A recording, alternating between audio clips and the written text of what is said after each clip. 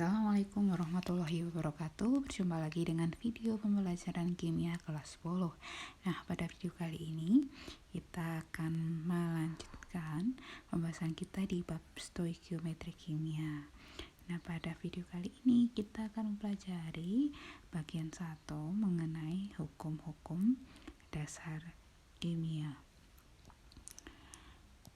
Ya, ada 3 hukum dasar kimia yang akan kita pelajari, yaitu yang pertama ada hukum Lavoisier atau hukum kekekalan massa, yang kedua adalah hukum Proust atau hukum perbandingan tetap, dan yang ketiga adalah hukum Dalton atau hukum kelipatan berganda.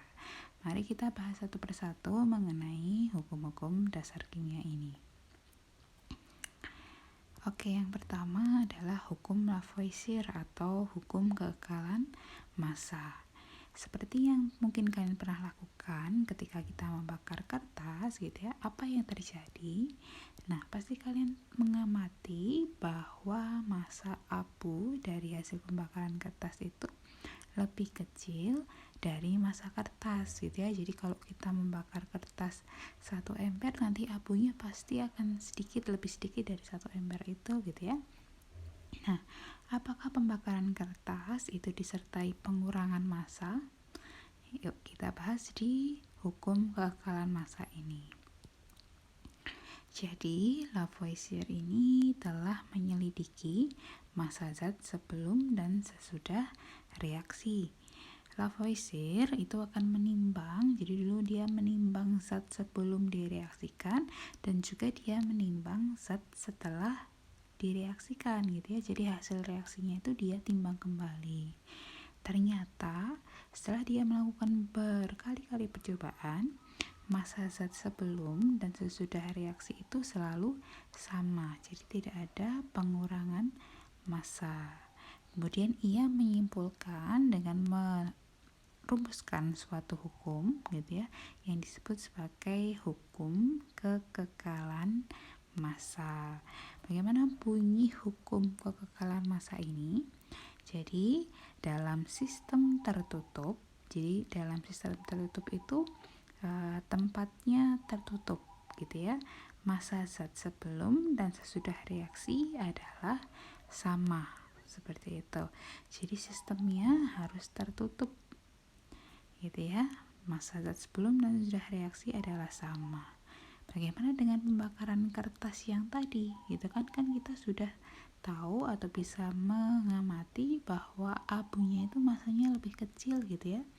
Apakah ada pengurangan massa atau ada pengecualian untuk reaksi pembakaran ini? Nah, ternyata tidak. Jadi kan reaksi pembakaran itu adalah reaksi yang membutuhkan gas oksigen gitu ya.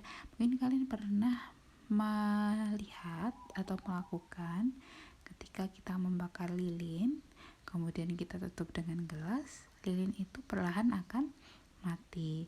Kenapa? Karena oksigen di dalam gelas itu sudah habis, maka pembakaran akan selesai. Jadi ketika kita membakar, kalau biasanya kita membakar kertas, kayu itu kan pasti di suatu ruangan yang terbuka gitu ya, atau dalam kehidupan sehari-hari memang reaksinya biasanya dilakukan dalam wadah yang terbuka. Nah, sebagian besar hasil pembakaran kertas itu adalah gas, sehingga massa yang tertinggal menjadi lebih sedikit daripada massa kertas semula. Jadi itulah kenapa pembakaran kertas itu abunya lebih sedikit, karena pembakaran kertas itu dia akan menghasilkan hasil yang lebih besar itu berupa gas karbon dioksida, gas karbon monoksida, seperti itu. Nah, jika pembakaran kertas dilakukan dalam ruang tertutup, maka massa sebelum reaksi pasti akan sama seperti massa sesudah reaksi. Nah, itu jadi nanti mungkin kalian gitu ya bisa melakukan percobaan gitu ya, membuktikan, tapi itu akan sulit karena kita harus mensuplai oksigen ke dalam wadah yang tertutup sehingga pembakaran itu akan terus berlangsung, seperti itu. Jadi pembakaran memang akan sulit dilihat bahwa massa sebelum dan sesudah reaksi itu sama. Nah ini gitu ya, ini adalah tadi bunyi hukum kekekalan massa. Dalam sistem tertutup, massa zat sebelum dan sesudah reaksi adalah sama. Contohnya seperti ini. Pada pembakaran 2,4 gram magnesium di udara, Mg, dihasilkan 4 gram oksida magnesium. Berapa gram oksigen yang terpakai dalam reaksi tersebut? Ingat ya, reaksi pembakaran itu adalah reaksi dengan oksigen. Reaksi pembakaran adalah reaksi dengan oksigen atau O2. Zat sebelum reaksi adalah magnesium dan oksigen. Sedangkan setelah reaksi itu adalah oksida magnesium. Jadi ingat tadi, massa sebelum dan sesudah reaksi adalah sama. Massa sebelum reaksi sama dengan massa sesudah reaksi. Massa Mg tadi ya, sebelum reaksi ini kan ada Mg dengan O2, magnesium dengan oksigen. Maka massa magnesium plus massa oksigen itu akan sama dengan massa oksida magnesium. Di sini kita tahu bahwa massa magnesiumnya adalah 2,4, sedangkan massa oksida magnesiumnya adalah 4 gram. Maka tinggal kita tuliskan 2,4 gram plus massa O2 itu sama dengan 4 gram. Maka massa O2 nya adalah 4 gram dikurangi 2,4 gram atau sama dengan 1,6 gram gitu ya. Jadi massa sebelum reaksi sama dengan massa sesudah reaksi gitu ya. Gitu. Itu adalah bunyinya hukumnya Lavoisier. Oke, berikutnya adalah hukum yang kedua atau hukumnya Prost. Hukum Prost itu adalah hukum perbandingan tetap. Bunyinya adalah perbandingan massa unsur-unsur dalam suatu senyawa adalah tertentu dan tetap. Gitu ya. Jadi perbandingan massa unsur-unsur dalam suatu senyawa adalah tertentu dan tetap. Bagaimana maksudnya? Jadi senyawa yang sama meskipun berasal dari daerah yang berbeda atau dibuat dengan cara berbeda, itu ternyata mempunyai komposisi yang sama. Jadi unsur-unsurnya itu komposisinya akan selalu sama. Gitu ya. Nah, oke, kita membuktikan hukum perbandingan tetap dulu. Contohnya adalah garam, gitu ya, yang mudah, garam NaCl. Garam NaCl itu misalkan seperti ini. Hasil analisis terhadap garam NaCl dari berbagai daerah adalah sebagai berikut. Jadi seperti yang kalian tahu, garam itu kan kita ada garam NaCl gitu dapatkan dari air laut gitu ya. Air laut yang airnya diuapkan, nanti kita akan mendapatkan kristal garam NaCl. Misalkan ada garam yang berasal dari 3 daerah. Yang pertama dari Indramayu, yang kedua dari Madura, yang ketiga adalah garam impor. Nah, ada massa garam dan massa natrium untuk masing-masing daerah di situ. Untuk Indramayu, massa garamnya 2 gram, untuk massa natriumnya adalah 0,786. Sedangkan dari Madura, massa garamnya 1,5 gram, massa natriumnya adalah 0,59. Sedangkan yang garam impor, massa garamnya 2,5 gram, massa natriumnya 0,983 gram. Mari kita buktikan gitu ya. Nah, hukum Prost itu tadi menyatakan bahwa perbandingan unsur-unsur dalam senyawa adalah tertentu, tidak tergantung pada sumber atau tempat terdapatnya senyawa itu gitu ya.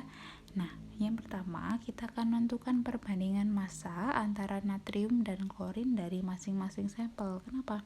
Karena garam kan dia NaCl.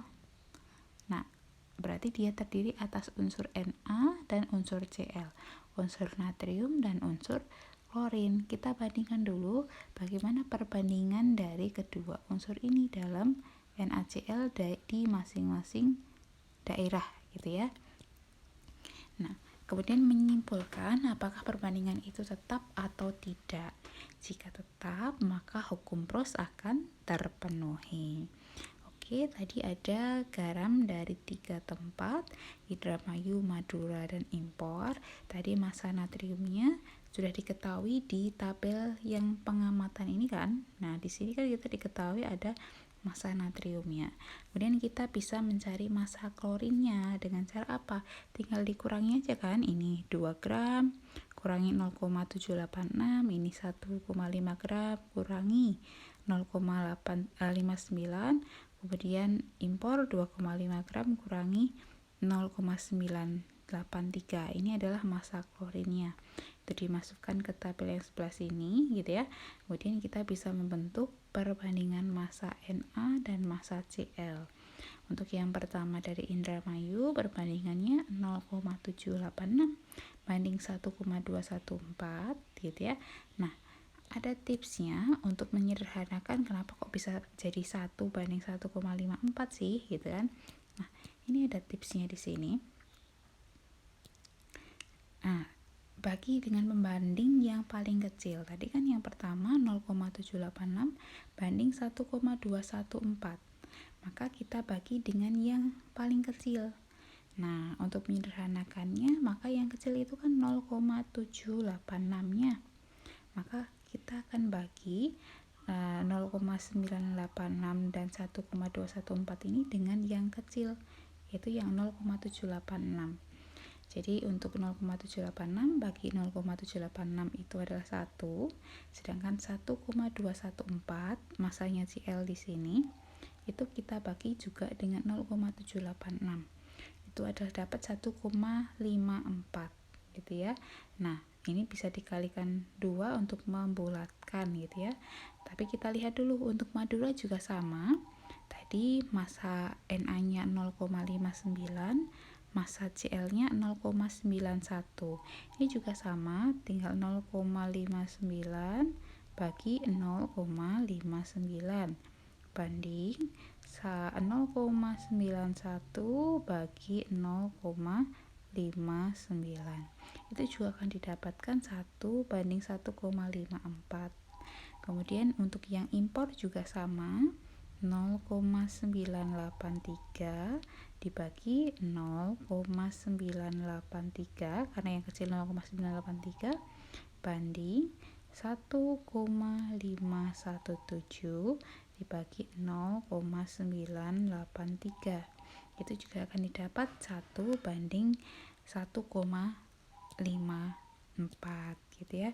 Nah, kita lihat di sini bahwa ternyata perbandingan Na dan Cl itu massanya ternyata tetap 1 banding 5,14. Jadi bisa dilihat dari manapun asalnya, bagaimanapun cara membuatnya.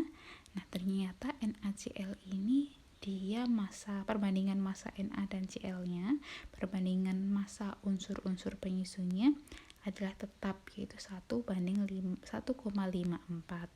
Maka untuk NaCl ini, senyawa ini dia memenuhi hukum Proust seperti itu gitu ya. Oke, ini tadi hukum Proust seperti ini. Perbandingan massa unsur-unsur dalam suatu senyawa adalah tertentu dan tetap. Oke, kita akan melihat contoh menerapkan hukum perbandingan tetap. Perbandingan massa magnesium Mg dengan oksigen O dalam magnesium oksida MgO adalah 3 banding 2. Pada suatu percobaan, direaksikan 10 gram magnesium dengan 8 gram oksigen. Tentukan gitu ya. Yang pertama, massa magnesium oksida yang terbentuk. Yang kedua, massa reaksi yang tersisa. Nah, ini kalian bisa lihat bahwa perbandingan Mg dan O-nya adalah 3 banding 2. Ini ya, perbandingan Mg banding O itu adalah 3 banding 2. Ini harus diingat ini. Gitu ya. Kemudian ada soal, akan direaksikan 10 gram Mg dan 8 gram oksigen. Berapakah MgO yang terbentuk dan berapa reaksi yang bersisa gitu ya. Nah, perbandingan massa magnesium dan massa oksigen yang membentuk magnesium oksida tadi adalah 3:2. Tidak tergantung pada seberapa banyak reaksi yang dicampurkan. Jadi perbandingannya harus 3:2 antara Mg sama O. Tidak bergantung berapa ribu massanya, tapi pokoknya perbandingannya adalah 3:2. Nah ini, jadi massa MgO itu adalah massa magnesium plus massa oksigen.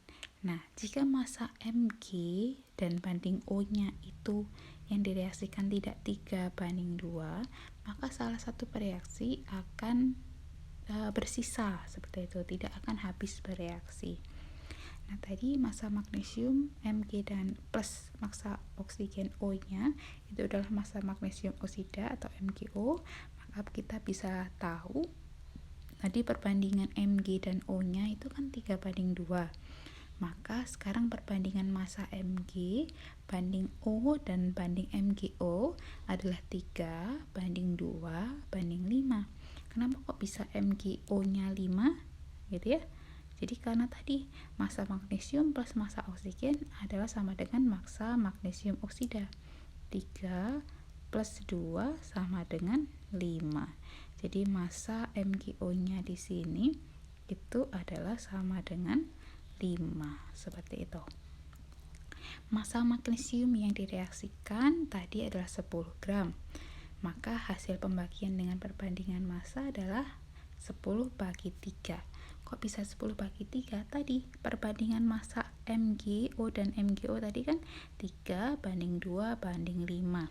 Ini punya Mg adalah 3, maka kita bisa bagi 10 dengan 3, akan didapat 3,33. Kemudian tadi massa oksigen yang direaksikan adalah 8 gram, maka hasil bagi dengan pembandingnya tadi, perbandingannya ada 8/2 atau sama dengan 4 gitu ya. Nah, gunakan hasil pembagian yang kecil. Nah, ini kan hasil pembagiannya ini. Untuk Mg 3,33, untuk O adalah 4. Maka kita akan gunakan hasil pembagian yang kecil untuk mengetahui massa zat yang bereaksi. Oke, tadi perbandingannya Mg banding O banding MgO adalah 3:2:5. Nah, massa Mg yang bereaksi itu adalah tinggal kita kalikan saja. Kalikan pembandingnya ini gitu ya. 3:2:5 dengan hasil bagi yang kecil tadi yaitu 3,33. Maka massa Mg yang bereaksi adalah 9,99 atau kita bulatkan ke 10 gram. Kemudian massa O yang bereaksi tadi perbandingannya O ini kan 2 di sini.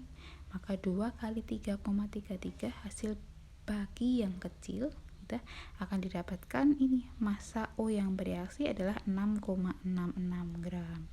Nah, sedangkan massa MgO yang dihasilkan sama, ini kan ada hasil bandingnya 5 untuk MgO. Kalikan hasil bagi yang kecil, itu akan didapatkan 16,67 gram MgO yang dihasilkan. Nah, sekarang maka bisa kita tahu bahwa Mg-nya habis bereaksi dan O-nya bersisa. Kok bisa? Tadi kan kita tahu bahwa Mg yang direaksikan adalah 10 gram, sedangkan O yang direaksikan adalah 8 gram. Tadi bisa kita tahu Mg yang bereaksi 10, berarti ini adalah habis bereaksi. Sedangkan O dia bereaksi 6, padahal yang direaksikan adalah 8. Maka O-nya akan bersisa, gitu ya.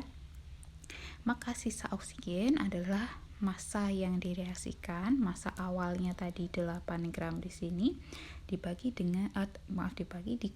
dengan massa oksigen yang bereaksi yaitu 6,66.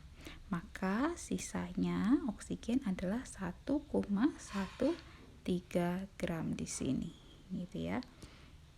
Oke, kita lanjutkan ke hukum yang ketiga, yaitu hukum Dalton atau disebut sebagai hukum kelipatan berganda.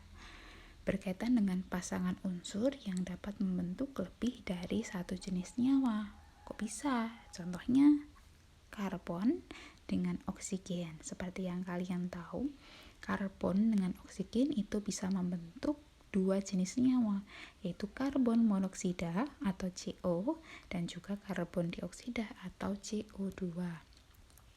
Nah, bagaimana bunyi hukum Dalton atau kelipatan berganda? Nah, jika massa dari salah satu unsur dalam kedua senyawa tersebut adalah sama, perbandingan massa unsur yang satunya lagi dalam kedua senyawa itu merupakan bilangan bulat dan sederhana, gitu ya. Jika massa dari salah satu unsur dalam kedua senyawa tersebut adalah sama, perbandingan massa unsur yang satu lagi adalah dalam kedua senyawa itu adalah merupakan bilangan bulat sederhana. Maksudnya gimana? Kita lihat contohnya, gitu ya. Menganalisis berlakunya hukum kelipatan berganda. Belirang atau es dan oksigen atau O itu bisa membentuk dua jenis senyawa. Kadar belirang dalam senyawa 1 dan 2 berturut-turut adalah 50% dan 40%. Apakah hukum Dalton itu berlaku untuk senyawa tersebut? Nah, di sini ada S dan O bisa membentuk senyawa 1 dan 2.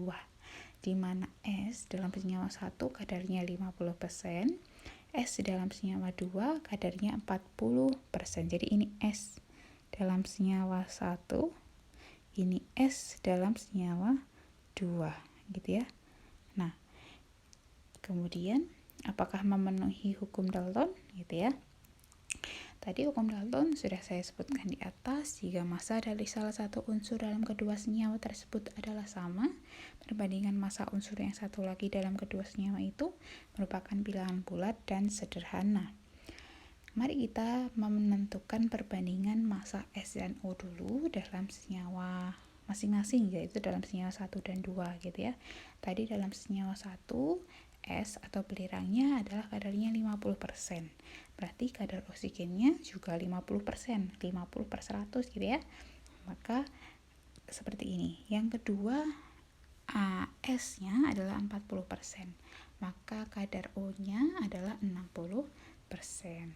Kemudian kita buat perbandingan massanya. S banding O untuk senyawa 1 adalah 50/50 atau 1/1. Sedangkan untuk massa S dan O perbandingan untuk senyawa yang kedua adalah 40/60 atau 2/3, atau kalau kita sederhanakan menjadi 1/1,5. Gitu ya.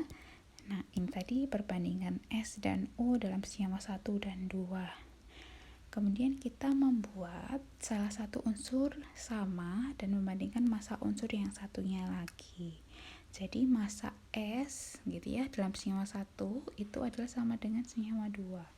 Misalnya sama-sama 1 gram, kok bisa? Nah, ini perbandingannya S dan O pada senyawa 1 adalah 1/1. S dan O pada senyawa 2 adalah 1/1,5. Bisa dilihat S-nya ini kan sama gitu ya. 1 dan 1 gitu ya. Sedangkan O untuk senyawa 1 dan 2 kita lihat dia perbandingannya 1 dan 1,5 gitu ya. Atau kalau kita bulatkan menjadi 2/3 gitu ya. Jadi tadi S-nya sudah sama 1/1, sekarang O-nya kita tahu perbandingannya adalah 1/1,5. Kita perlu bulatkan menjadi 2/3. Nah, perbandingan itu adalah bilangan bulat dan sederhana, gitu ya. Jadi kedua senyawa itu memenuhi hukum Dalton. Kenapa? Karena ini, jika massa dari salah satu unsur ini adalah unsur dalam kedua senyawa tersebut adalah sama, perbandingan massa unsur yang satu lagi dalam kedua senyawa itu merupakan bilangan bulat dan sederhana, gitu ya. Jadi salah satu unsur S itu dia perbandingannya sama 1/1. Maka untuk yang unsur satunya lagi yaitu O, karena perbandingannya 1/1,5, apakah kalau kita bulatkan bisa bulat atau kita 2 kalikan bisa bulat? Kalau bisa bulat berarti itu adalah bilangan bulat dan sederhana, gitu ya. Kalau misalkan yang tidak bulat dan sederhana itu gimana sih? Nah, misalkan perbandingan S dan O pada senyawa 1 adalah 1/1 misalkan. Untuk senyawa 2 adalah 1/1,5. misalkan 1,1 gitu ya. Nah, seperti ini.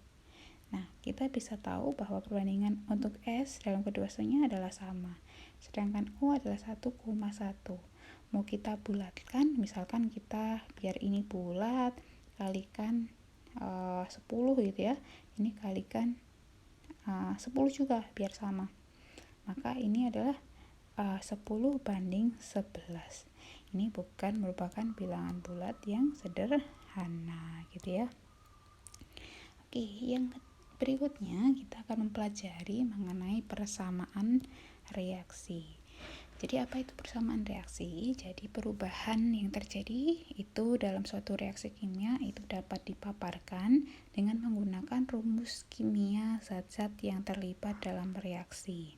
Cara pemaparan ini kita sebut sebagai persamaan reaksi.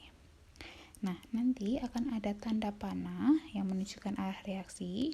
Ini akan dapat dibaca dengan membentuk atau bereaksi menjadi. Kemudian ada huruf kecil miring dalam tanda kurung yang mengikuti rumus kimia zat dalam persamaan reaksi. Ini menunjukkan wujud atau keadaan zat yang bersangkutan. Ada G, nanti L, S, dan Aq. G itu menunjukkan maksudnya gas, L itu cairan atau liquid, S itu padatan atau solid, Aq itu larutan dalam air. Apa bedanya L dengan Aq di sini? Ada cairan, ada larutan dalam air. Jadi contohnya misal gula. Gula dipanaskan, dia akan mencair. Itu berarti dia L atau liquid. Tapi gula kita larutkan ke dalam air, masukkan ke dalam air kan jadi cair juga. Tapi itu adalah larutan dalam air. Maka nanti tandanya adalah Aq, seperti itu ya. Kemudian bilangan yang mendahului rumus kimia zat dalam persamaan reaksi yaitu disebut koefisien reaksi. Contohnya ini 2H2G plus O2G tanda panah 2H2OL. Ini berarti kita dibacanya adalah 2 gas hidrogen bereaksi dengan 1 gas oksigen membentuk atau bereaksi menjadi 2 air. Gitu ya.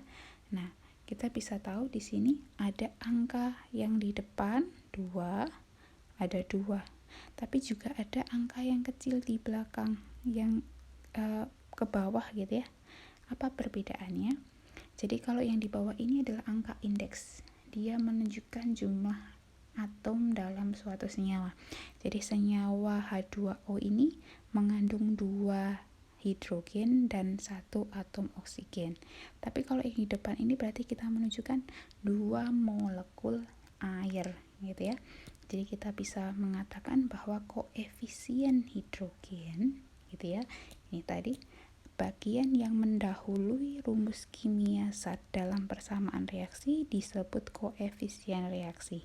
Jadi angka 2, kemudian di sini ada angka 1 tapi tidak dituliskan, dan angka 2 ini adalah koefisien reaksi, menunjukkan jumlah molekul yang bereaksi. Jadi koefisien hidrogen 2, koefisien oksigen 1, koefisien air adalah 2. Koefisien 1 itu tidak perlu dituliskan. Jadi di depan O ini kan tidak ada angka.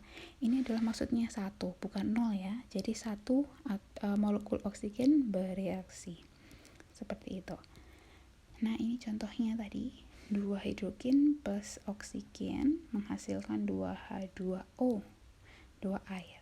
Koefisien reaksi merupakan angka perbandingan sehingga koefisien reaksi haruslah bilangan bulat paling sederhana. Jadi ini maksudnya 2H2 itu adalah ada 2 molekul hidrogen, sedangkan di sini tidak ada angka, maksudnya adalah 1. Ini adalah 1 molekul oksigen menghasilkan 2 molekul H2O. Jadi ada 2 molekul H2O yang dihasilkan. Gitu ya, jadi menunjukkan jumlah molekul yang bereaksi gitu. Pemberian koefisien reaksi sesuai dengan teori atom Dalton yang menyatakan bahwa dalam reaksi kimia atom-atom itu tidak dimusnahkan, tidak diciptakan, tidak diubah menjadi atom lain, melainkan hanya mengalami penataan ulang. Itu adalah teori atom Dalton gitu ya. Kita sudah mempelajari itu di dulu gitu ya. Kemudian jenis dan jumlah atom sebelum dan sesudah reaksi harus sama. Bisa kalian lihat untuk atom H di ruas kiri, karena dia H2 itu mengandung 2 H hidrogen, ini H, ini H, ini H, satu lagi di sini ada H gitu ya, tidak terlihat ketutupan. Berarti ada 4 atom hidrogen, atau H2-nya kan ada 2, dikalikan 2, berarti ada 4 hidrogen. Sedangkan di sebelah kiri juga atom oksigen juga ada berapa ini? O2. O2 ini O, ini O. Berarti ada 2 oksigen. Di ruas kanan persamaan reaksi yang sudah diberi koefisien yang sesuai disebut persamaan reaksi setara. Nah, sebelah kanan ini ada 2H2O. Ini tadi adalah O, ini adalah H, ini adalah H. Berarti dalam satu molekul ada 2H dan 1 O. Nah, ini bisa kalian lihat H2-nya ada kalikan 2, berarti 4H juga. O-nya di sini kan ada 2, ada 1, kalikan 2, ada 2 O juga. Jadi jumlahnya sama, 4H dan 2 oksigen gitu ya. Nah, tadi ini persamaan reaksi yang sudah diberi koefisien yang sesuai disebut persamaan setara. Nah, yuk kita menuliskan persamaan reaksi. Ini bisa dituliskan dalam 3 langkah. Yang pertama, menuliskan persamaan kata-kata yang terdiri atas nama dan keadaan zat. Jadi wujudnya tadi gas, liquid, solid, atau aqueous atau larutan dalam air. Reaksi serta nama dan keadaan zat hasil reaksi. Kemudian menuliskan persamaan rumus yang terdiri atas rumus kimia zat, yaitu reaksi dan juga zat hasil reaksi lengkap dengan keterangan tentang wujud dan keadaannya. Kemudian menyetarakan, yaitu memberi koefisien yang sesuai sehingga jumlah atom setiap unsur sama pada kedua ruas gitu ya. Contohnya, aluminium bereaksi dengan larutan asam sulfat membentuk larutan aluminium sulfat dan gas hidrogen. Maka kita bisa tuliskan kata-katanya dulu, aluminium plus larutan asam sulfat menjadi, itu dari kita wakili dengan tanda panah, larutan aluminium sulfat dan gas hidrogen. Kemudian kita menuliskan persamaan rumusnya gitu ya. Tadi aluminium dia adalah logam Al, maka dia di sini kita beri nih wujudnya S, solid gitu ya, logam. Kemudian ada larutan asam sulfat H2SO4, larutan, karena dia larutan maka dia aki. Kemudian menghasilkan, itu diberi tanda panah, Al2SO4 3 kali, aluminium sulfat. Dia karena larutan maka aki juga. Kemudian gas hidrogen H2, maka ini H. Nah, reaksi ini belum setara. Kita lihat dulu. Bisa dilihat di sebelah kiri Al-nya jumlahnya 1, sebelah kanan Al-nya jumlahnya 2. Maka ini belum setara. Yang ketiga, kita akan menyetarakan reaksi. Menjadi 2Al solid plus 3H2O aki menjadi Al2SO4 aqueous aki plus 3H2 gas. Itu sudah setara. Nah, contoh yang berikutnya adalah kita membuat persamaan reaksi antara logam magnesium dengan asam klorida. Misalkan disajikan seperti ini. Isi ada di suatu praktikum ya. Isi sebuah tabung reaksi dengan 5 ml larutan asam klorida 2 molar. Kemudian masukkan potongan pita magnesium sepanjang 4 cm, tuliskan reaksinya. Informasinya, reaksi magnesium dengan asam klorida ini akan menghasilkan magnesium klorida dan gas hidrogen, di mana magnesium klorida mudah larut dalam air. Kita tuliskan dulu. Nah, maaf. Oke. Kita tuliskan dulu tadi. Reaksi magnesium dengan asam klorida. Itu kita tuliskan, misalkan mudahnya kita pakai kata-kata dulu ya. Magnesium plus larutan asam klorida akan menghasilkan magnesium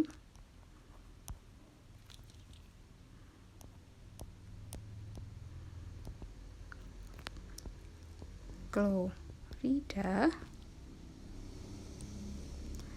plus gas hidrogen. Nah, kemudian kita tuliskan dalam bentuk rumus kimianya atau Mg. Nah, karena dia logam, maka dia S gitu ya, plus larutan asam klorida. HCl karena larutan maka Aq menjadi magnesium klorida, MgCl. Nah, di sini ada kata-kata magnesium klorida itu mudah larut dalam air. Berarti dia berbentuk larutan. Maka juga MgCl2 plus gas oksigen, maka H2 gas gitu ya. Nah, kita lihat apakah reaksi ini sudah setara. Nah, Mg gitu ya. Mg ini dia jumlahnya 1 di sebelah kiri, sebelah kanan sudah 1, berarti sama. Kemudian Cl di sini jumlahnya ada 2. Di sebelah kiri Cl-nya hanya 1, maka ini kita beri koefisien 2. Seperti itu. Berarti di sini ada 2H dan 2 Cl di sini. Kemudian kita lihat H2 di sebelah kanan, ternyata H2 jumlahnya 2. Berarti ini sudah setara gitu ya. Kemudian ini kita lanjutkan dulu. Nah, ini ya. Mengutarakan persamaan reaksi. Dalam reaksi kimia, atom-atom mengalami penataan ulang. Tetapi jenis dan jumlah atom sebelum dan sudah reaksi itu adalah sama. Untuk menyamakan jenis dan jumlah atom perlu disetarakan dengan cara menebak, gitu ya. Menyetarakan reaksi tidak dapat dilakukan dengan mengubah angka indeks. Angka indeks itu angka yang kecil gitu ya. Angka indeks ini menunjukkan rumus kimia zat, sehingga jika mengubah angka indeks berarti kita mengubah jenis zat. Yang dapat diubah adalah koefisien tadi, angka yang di depan, angka koefisien berkaitan dengan jumlah zat. Banyak reaksi yang dapat disetarakan dengan cara menebak, akan tetapi sebagai permulaan ikutilah langkah-langkah berikut ini. Tetapkan koefisien salah satu zat. Biasanya zat yang rumusnya paling kompleks itu akan kita berikan koefisien 1. Sedangkan zat lain yang diberikan koefisien sementara dengan huruf itu boleh. Kalau tidak juga tidak apa-apa, tidak usah diberikan huruf. Setarakan terlebih dahulu unsur yang terkait langsung dengan zat yang diberi koefisien 1 tersebut. Kemudian setarakan unsur lainnya. Biasanya kita akan menyetarakan unsur O itu yang paling terakhir gitu ya. Nah, oke, contohnya ini, reaksi aluminium dengan larutan asam klorida membentuk larutan aluminium klorida dan gas hidrogen. Al solid gitu ya, karena dia adalah aluminium sendirian. Aluminium itu kan dia kalau dalam SPU itu di sebelah kiri, dia adalah suatu logam, maka dia berbentuk padat S gitu ya.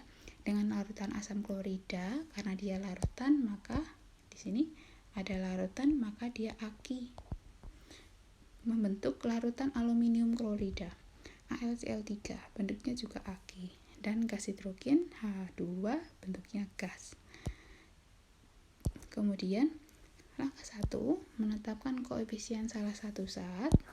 Misalkan AlCl3-nya kita beri koefisien 1 karena yang paling kompleks adalah AlCl3 gitu ya. Sedangkan zat yang lainnya koefisiennya sementara masih dikosongi dulu aja gitu ya. Nah, ini atau kita beri huruf A, B, dan C seperti ini. Langkah 2, setarakan atom Al dan Cl dulu gitu ya. Karena yang ada di paling kompleks itu kan Al HCl3. Unsurnya ada Al, ada Cl. Maka kita setarakan Al dan Cl dulu. Nah, Al, jumlah atom Al di ruas kiri adalah A, sedangkan di ruas kanan adalah 1. Maka A-nya kita beri koefisien 1, sudah pasti gitu ya. Kemudian penyetaraan atom Cl. Jumlah atom Cl di ruas kiri tadi adalah kita andaikan sebagai B, sedangkan ruas kanan 3. Berarti B adalah sama dengan 3. Nah, seperti ini. Al-nya tadi adalah ini ya, karena di sini Al-nya jumlahnya 1, maka kita beri koefisien Al-nya 1. Kemudian karena Cl-nya di sini ada 3, maka di sini karena Cl-nya hanya 1, kita beri koefisien di sini adalah 3. Kemudian langkah 3, setarakan unsur lainnya. H, jumlah atom H di sebelah kiri tadi di sini. Ini kan H-nya 1, koefisiennya 3. Berarti sebelah kiri ada 3H. Di ruas kanan ada ini C dan ada H2. Berarti 2C. Berarti 2C sama dengan 3 atau C adalah 1,5. Kalau kita tuliskan seperti ini, Al solid plus 3HCl itu menjadi AlCl3 aqueous plus 1,5 H2. Tapi kan tidak mungkin ada senyawa kok 1,5 gitu ya. Ada setengah molekul hidrogen kan tidak mungkin. Maka ini kita kalikan 2 semuanya. Jadi yang setara adalah 2Al solid plus 6HCl aqueous menjadi 2AlCl3 aqueous plus 3H2 gas. Ini sudah setara. Nah, contoh berikutnya yuk kita setarakan BaOH2 kali aqueous plus P2O5 solid menjadi Ba2PO42 kali solid plus H2O liquid. Nah, ini akan saya peragakan cara menyetarakan dengan cara menebak, atau bukan menebak tetapi tidak perlu kita memberikan koefisien A, B, C nanti gitu ya.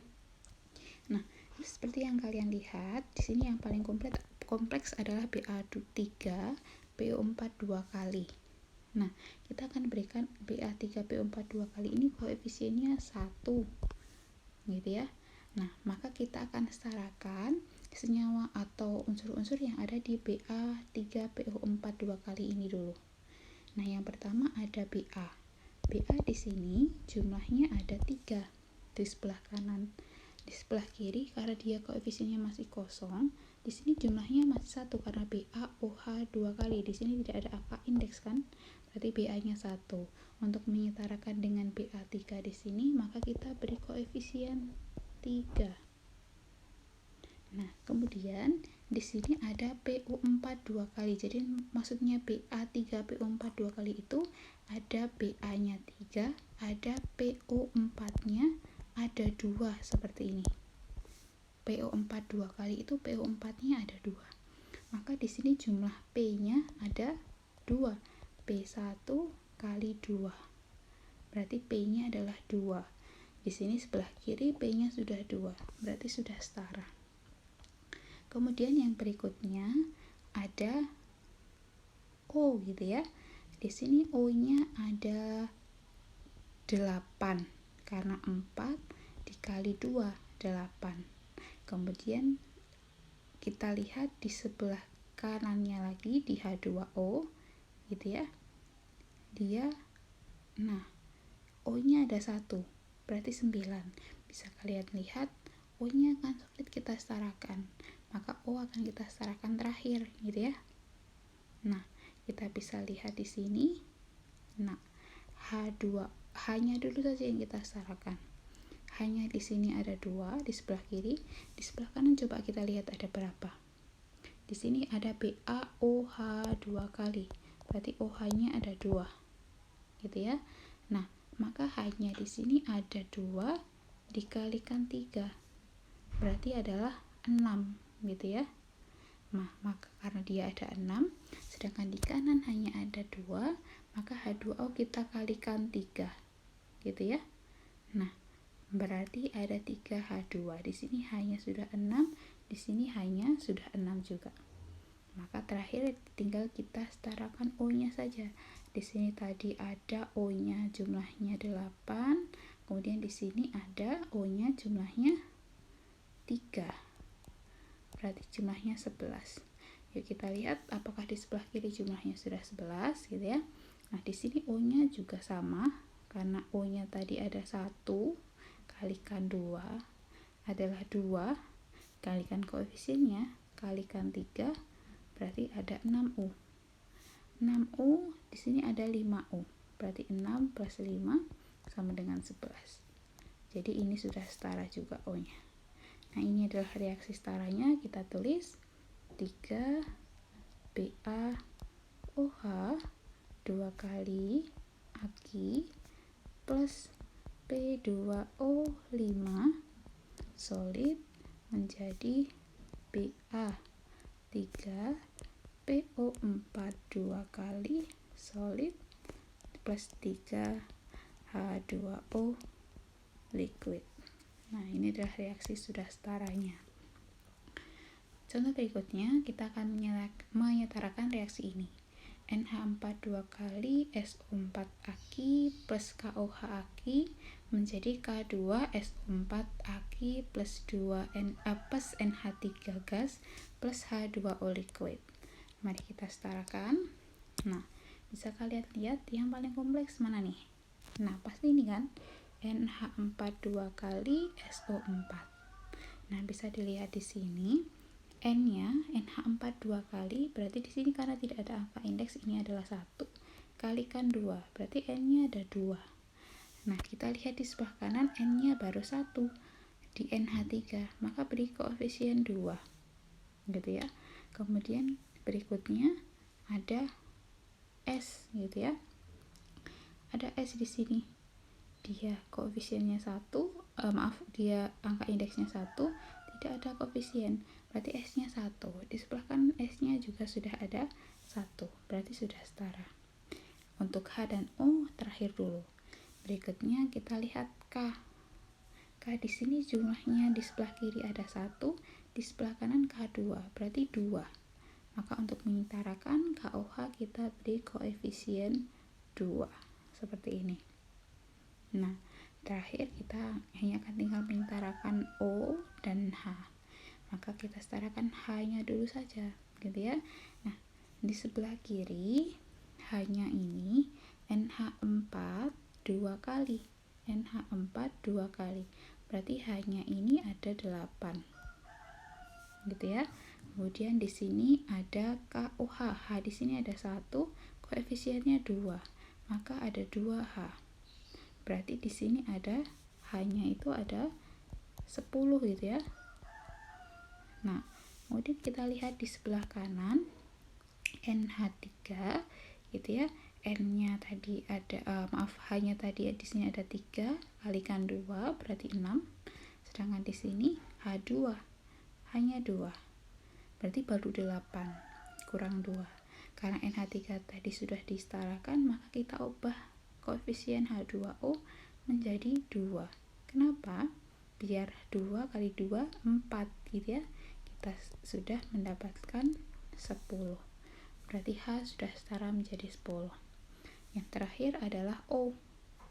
Di sini O-nya ada 4 plus di sini O-nya ada 1 kalikan 2, maka 6. Kemudian di K2SO4 O-nya ini ada 4 gitu ya. Kemudian di H2O O-nya di sini 1 kalikan 2, 6.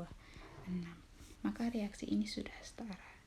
Maka tinggal kita tuliskan NH4 2 kali SO4 Aq plus 2 KOH Aq menjadi K2SO4 Aq plus 2 NH3 gas plus 2 H2O liquid gitu ya. Maaf, ini tidak cukup tempatnya. Nah, seperti itu. Ini adalah penyetaraannya. Nah, kemudian ada contoh berikutnya. Tuliskan persamaan reaksi berikut. Besi dengan asam klorida membentuk besi 2 klorida dan gas hidrogen. Kita tuliskan berbentuk rumus kimia dulu. Besi Fe karena dia besi, logam, maka bisa kita beri solid plus asam klorida. Dia adalah bentuknya asam, itu biasanya larut dalam air. Berarti adalah HCl Aq menjadi besi 2 klorida. Besi 2 berarti Fe2 plus Cl-, berarti FeCl2 Aq plus gas hidrogen H2 gas, gitu ya. Nah, menurut kalian yang paling kompleks yang mana? Pasti nih FeCl2. Mari kita setarakan dulu dari Fe dan Cl. Fe dia indeksnya 1, dia koefisiennya masih 1, berarti di sini Fe juga 1, berarti sudah setara. Kemudian Cl, di sini Cl2, indeksnya 2, berarti ada 2 Cl. Di HCl, Cl-nya hanya 1, berarti HCl kita beri koefisien 2. Nah, kemudian berikutnya tinggal kita menyetarakan H. Di sini H-nya sudah, ini 1 kalikan 2, sudah 2H. H2 di sini juga sudah 2, berarti sudah setara. Hanya dengan menambahkan koefisien HCl dengan 2, ini sudah setara. Kemudian yang berikutnya, tuliskan persamaan reaksi berikut. Besi 3 oksida padat dengan larutan asam sulfat membentuk larutan besi 3 sulfat dan air. Karena besi 3 berarti Fe3+, maka FeO3 besi oksida, O ya, padat, maka S plus larutan asam sulfat H2SO4 karena larutan maka Aq membentuk besi 3 sulfat, maka Fe3+ dengan SO4 2-, Fe2SO4 3 kali larutan maka Aq plus H2O nya saya tulis di bawah ya, H2O liquid, gitu ya. Nah, maka yang paling kompleks adalah FeSO4 3 kali di sini. Nah, Fe-nya ada 2 di sebelah kanan, maka Fe di sebelah kiri hanya 1. Maka kita beri koefisien di sini adalah 2 untuk FeO3. Nah, kemudian yang berikutnya S-nya di sini. Nah, S-nya sebelah kanan itu ada 3. SO4 3 kali, berarti S indeks 1 kalikan 3. SO4-nya ada 3. Berarti S gini ya. SO4-nya ada 3. SO4, SO4, SO4. Maka S-nya ada 3. Karena di sebelah kiri S-nya hanya 1, maka H2SO4-nya kita beri koefisien 3. Kemudian kita beri atau setarakan untuk H dulu. H-nya di sini di sebelah kiri H2 ada koefisien 3, berarti ada 6. Sebelah kanan H2O-nya di sini hanya 2. Berarti kita beri 3. H-nya sudah sama-sama 3. Sekarang tinggal kita menyetarakan O-nya saja, gitu ya. Atau kita lihat apakah O sudah setara, gitu ya. Nah, O-nya di sini di sebelah kiri di FeO3 3 kalikan 2, maka O-nya ada 6. Kemudian di H2SO4 O-nya ada 4 kalikan 3, maka 12. Di sebelah kiri ada 18 O. Apakah di sebelah kanan sudah ada 18? Kita lihat 4 kali 3 ada 12 plus di sini 1 kalikan 3. Gitu ya. Maka di sini ada 3 atau sama dengan 15. Ternyata belum setara, atau coba kita lihat lagi, ada O nya 3 kalikan 2 6, kemudian SO4 nya di sini gitu ya, O nya 4 kalikan 3 12 18. Kita lihat lagi di SO4 3 kali, gitu ya.